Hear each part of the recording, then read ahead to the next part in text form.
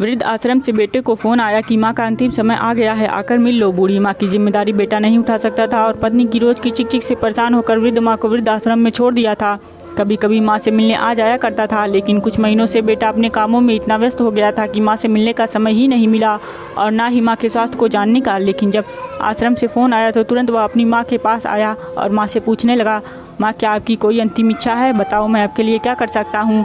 माँ के सूखे होठों पर मुस्कान फैल गई। माँ ने कहा, बेटा इस जगह छत पर पंखा लगवा दो, यहाँ बहुत गर्मी है। बेटा आश्चर्य से माँ की ओर देखने लगा कि अंतिम समय में माँ को यह क्या सूझा और कहने लगा, माँ इतने वर्ष आप इस वृद्ध आश्रम में रही, कभी शिकायत नहीं की, फिर अंतिम समय में यह कैसी शिकायत? माँ ने कांपते हाथों से बेटे का हाथ पकड़ा और कहा, बेटा मैं यह तुम्हारे लिए कह रही हूँ। मैंने तो जैसे तैसे गुजारा कर लिया, लेकिन जब तुम्हारे बच्चे तुम्हें यहाँ भेजेंगे तो तुमसे यह गर्मी बर्दाश्त नहीं होगी। इतने में कहते ही माँ की आत्मा परलोक सिधार गई और बेटा माँ को आश्चर्य से देखता रह गया।